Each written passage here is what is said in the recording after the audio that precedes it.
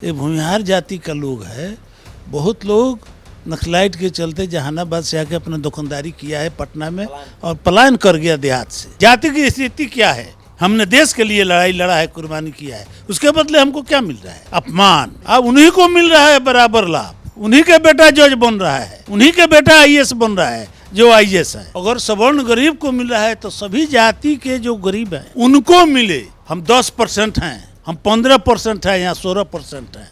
हमको नहीं चाहिए आरक्षण, हमको आरक्षण नहीं चाहिए। जो हम में गरीब है उसको मिले। पंकज भट्टाचार्य जी को नीतीश बाबू के कृपा से ये आरक्षण सवर्णों को मिला है। 22-23 जातियां हैं और 16% के करीब उसको दिखाया गया है। राजपूत जितने मड़वारी लोग हैं, तो बड़ा बड़ा दुकानदार हैं, देखिएगा लाठी या राइफल लेके खड़ा है तो बूझ जाइएगा बिना पूछे हुए कि वो राजपूत जाति का लोग है। गरीब वोट देता है, अमीर वोट नहीं देता है। अमीर का बबुआ बॉम्बे रहता है। बिहार में जाति आधारित गणना के आंकड़े सार्वजनिक होने के साथ ही सियासत भी शुरू हो गई है। सत्ता पक्ष हो या विपक्षी पार्टियां अब ये मांग भी करने लगी कि अब जब आंकड़े सार्वजनिक कर दिए हैं तो संख्या के हिसाब से भागीदारी सुनिश्चित कीजिए, चाहे वो रिजर्वेशन को लेकर हो या फिर सरकार में शामिल दलों की तरफ से जिन नेताओं को मंत्री बनाया जाता है, फिर सरकार में शामिल किया जाता है, उनकी संख्या जो है वो देखी जाए जाति और आबादी के हिसाब से। इस बीच भाकपा माले के महासचिव दीपंकर भट्टाचार्य ने कहा कि जिनकी आबादी 8-9-10% है उनको 10% आरक्षण मिल रहा है। निशाने पर स्वर्ण, राजपूत, ब्राह्मण, बुमिया जिनको ईडब्ल्यूएस का जो लोग लाभ लेते हैं वो होते हैं। मेरे साथ निर्दलीय एमएलसी हैं। सवाल है कि भाई आप राजपूत समाज से आप भी आते हैं, स्वर्ण समाज से आते हैं। 10% आरक्षण इस समाज के बच्चों को मिलता है जो नौकरियों में पढ़ाई लिखाई करते हैं उनको मिलता है। अब मांग की जा रही है कि आबादी ही इनकी कम है तो 10% आरक्षण किस तरीके से दिया जा रहा है? खत्म होना चाहिए सब। अपने भट्टाचार्य जी का हम तो पूछते थे कि बहुत जोग आदमी हैं, बहुत समझदार हैं। ये 22-23 जाति हैं, 22-23 जातियाँ हैं और 16% के करीब उसको दिखाया गया है कि ये आबादी है। तो 10% को 8% को 10% नहीं मिल रहा है, 16% को 10% मिल रहा है। लेकिन हमको किसको मिल रहा है? महेश्वर सिंह को मिल रहा है थोड़े। आर्थिक तौर पे वो आर्थिक तौर पर जो गरीब हैं उनको मिल रहा है। तो जब सवर्ण में जो गरीब हैं उनको मिल रहा है तो सभी गरीब को ही मिलना चाहिए। जितने भी आरक्षण हैं वो जनसंख्या पर, उसमें तो अमीर भी हैं। और रामविलास पासवान जी, आदरणीय रामविलास पासवान जी बोला करते थे कि हमको कि नहीं चाहिए, हमको आरक्षण नहीं चाहिए। उसी तरह जो भी व्यक्ति संपत्तिशाली है किसी भी जात में, या एक बार उसको आरक्षण मिल गया है, उसको नहीं मिलना चाहिए। जो गरीब है, अगर सवर्ण गरीब को मिल रहा है तो सभी जाति के जो गरीब हैं उनको मिले। जो संपत्तिशाली हैं, जो करोड़पति बन गए हैं, जो लूट के अरबपति बन गए हैं, किसी भी जाति को नहीं मिलना चाहिए। आज दरभंगा में जाइए क्या स्थिति है। ये पंडित जी लोग है रामलीला करके, कभी राम बन के, कभी हनुमान बन के, सीता बन के पूंछ लगा लिया तो हनुमान बन के अपना जीवन यापन रामलीला में पाठ करके करते हैं। पोथी पत्रा कथा वाचन करके अपना जीवन यापन करते हैं। ये भूमिहार जाति का लोग है। बहुत लोग नक्सलाइट के चलते जहानाबाद से आके अपना दुकानदारी किया है पटना में और पलायन कर गया देहात से। राजपूत जितने मड़वारी लोग हैं, तो बड़ा बड़ा दुकानदार हैं, देखिएगा लाठी या राइफल लेके खड़ा है तो बूझ जाइएगा बिना पूछे हुए कि वो राजपूत जाति का लोग है। वो गरीब आदमी है। मड़वारी के यहाँ नौकरी 5,000, 7,000, 10,000 पकड़ रहा है। ये कास्ट लोग है। मड़वारी का जो बही खाता लिखता है लोग, वो लाला जी लोग है, वो काम कर रहा है। तो कहाँ स्थिति है? स्थिति जानिए, स्थिति को समझिए कि इस जाति की स्थिति क्या है। हमने देश के लिए लड़ाई लड़ा है, कुर्बानी किया है, उसके बदले हमको क्या मिल रहा है? अपमान। अपमान। सब में आरक्षित हो, सेना में भी आरक्षण हो, सब चीज में आरक्षण हो, और जो गरीब है उसको आरक्षण का लाभ दिया जाए। लेकिन जो अमीर हैं ये जातिवाद करके हम 10% हैं, हम 15% हैं या 16% हैं। हमको नहीं चाहिए आरक्षण, हमको आरक्षण नहीं चाहिए। जो हम में गरीब है उसको मिले, और जो उस अनुसूचित जाति है, जो गरीब है, जितने गरीब हैं उनको मिले। जो अति पिछड़ा के लोग हैं, जितने गरीब हैं उनको मिले। जो पिछड़ा वर्ग के भी हैं और गांव में लठैती करते हैं और अब पति हैं, उनको बेटा को क्यों मिलेगा? ये सोच, ये बंटवारा समाज को बांटने का एक प्रयास है। और दीपंकर भट्टाचार्य जी को नीतीश बाबू के कृपा से ये आरक्षण सवर्णों को मिला है। ये दीपाशंकर बाबू के कृपा से कोई नहीं मिला है। नीतीश कुमार भी समर्थन में थे। आरजेडी एक ऐसी पार्टी थी जिन्होंने विरोध किया था और नीतीश बाबू 10% माननीय मुख्यमंत्री जी, ये इन्होंने लागू किया है। मैं उनके लिए धन्यवाद करता हूँ। एक सवाल, चूंकि जाति गणना के आंकड़े सार्वजनिक हो गए, आर्थिक तौर पे भी गणना हुई है जिसका रिपोर्ट विधानसभा में रखा जाएगा। आपको लगता है कि अगर ये रिपोर्ट आ जाता है तो फिर आर्थिक तौर पे जैसे 10% स्वर्णों को मिलता है तो आर्थिक आधार पे ही सभी को मिलना चाहिए आरक्षण? सबको आर्थिक गणना हुई है, उसमें तो पता चल जाएगा कि कौन जाति कितना गरीब है। तो जो जाति जो गरीब हो, इसमें जाति की क्या बात है? जो अमीर हो उसको नहीं मिले। दो जाति है, अमीर और गरीब का। अमीर और गरीब का दो जाति है। तो जो जाति अमीर, जो लोग अमीर हो उसको नहीं मिले। अगर नीतीश कुमार जी ऐसा कर देंगे मुख्यमंत्री जी तो इतिहास पुरुष हो जाएंगे। गरीब वोट देता है, अमीर वोट नहीं देता है।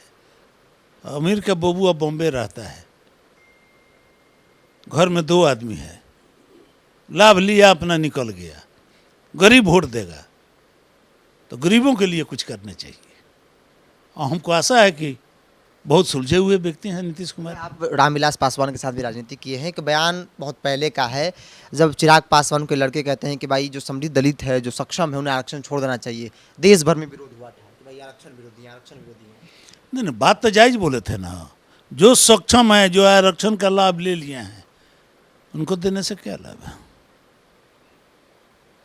जो बड़े बड़े हैं, पूंजीपति हैं, इन सब जातियों में विरोध हुआ होगा। लेकिन जो बात तो जायज है कि जो गरीब है उसको मिले। जिसको लाभ मिल गया, जो अमीर है, जो अरबपति है, खरबपति है, करोड़पति है, उसको आरक्षण देने से क्या लाभ है? और वही लोग लाभ उठा रहा है। अब उन्हीं को मिल रहा है बराबर लाभ। उन्हीं के बेटा जज बन रहा है, उन्हीं के बेटा आईएएस बन रहा है जो आईएएस है।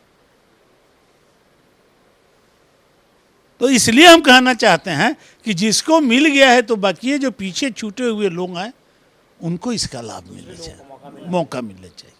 सीधी बात। राजपूतों की जो आबादी दिखाई गई है उससे खुश हैं आप कि भाई इतनी आबादी है? 3.45%।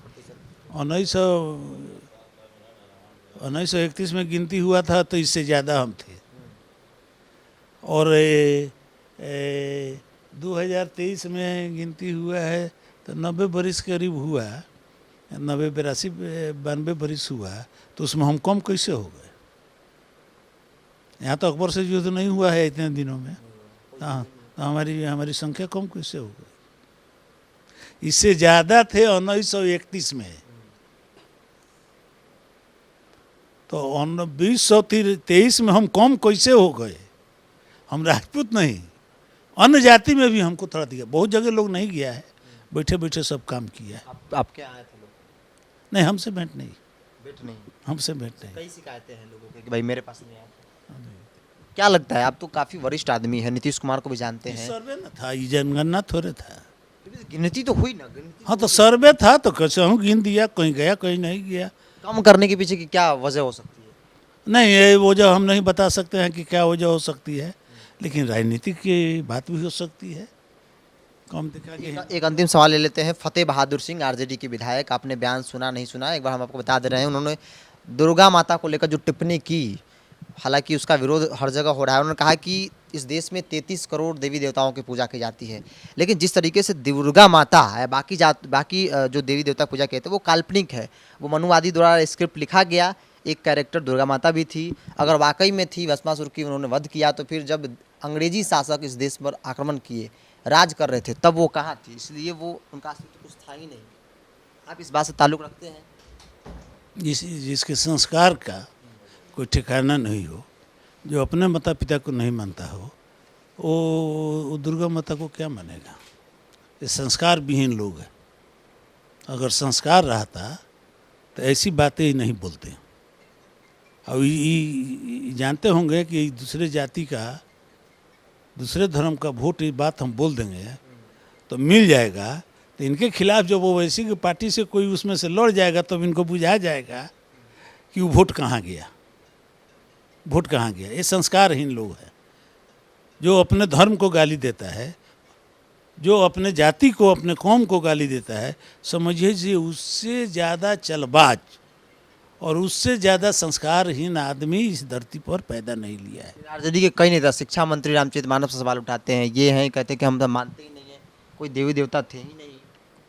ये राजनीति इतनी गंदी हो गई है क्या? लालू जी तो रोज पूजा पाठ करते हैं। लालू जी पूजा पाठ करते हैं, पूरा परिवार पूजा पाठ करते हैं, उनके विधायक, उनके नेता विरोध करते हैं इस बात का। पूरा लालू जी करते हैं। छठी माता भगवती का रूप है उनकी। छठ आदरणीय राबड़ी जी भी करती हैं। तो उनके दल के जो नेता हैं सो कर रहे हैं, मान रहे हैं, लेकिन विधायक नहीं मान रहा है। ये लोग बड़े बड़े विद्वान हैं, कहीं से शिक्षा मिल गई होगी, दूसरे धर्म से इनको शिक्षा मिल गई होगी। और कह नहीं कि संस्कार की कमी है। जो वो अपने जो काशी बनारस जा रहा है, पहले माता पिता का सेवा तो करे अपना, तो वो दुर्गा भगवती को गाली दे। ये हम लोगों के बुजुर्ग हैं, कभी ज़माने में हम लोगों के योद्धा ये लोग थे, देवता के रूप में प्रचलित हैं। तो सवाल है कि सब कोई मान के चलता है। हम भी भगवती की पूजा करिए के लौटे हैं आज पटना, 10 दिन तक उपासना करके लौटे हैं। पूरा परिवार किया है, गांव समाज सब चारों तरफ लोग किया है, लेकिन उनको अखड़ता है। तो हो सकता है कि क्या बोले हम उनके विषय में, हम उनको जानते नहीं हैं। ये फतेह बहादुर हैं कौन? विधायक है। ये ना बहादुर हैं ना फतेह हैं, ये सब डरपोक कायर लोग हैं। जो धर्म को, अपने धर्म को गाली देता है वो कायर लोग हैं। ये जानते हैं कि दूसरा धर्म का लोग खुश होगा। देखिएगा इनके जमाना जब्त हो जाएगा। चलिए, चर्चा की शुरुआत जो है वो 10% आरक्षण को लेकर हुई थी, क्योंकि अब उस आरक्षण पे सवाल खड़े किया जा रहे हैं।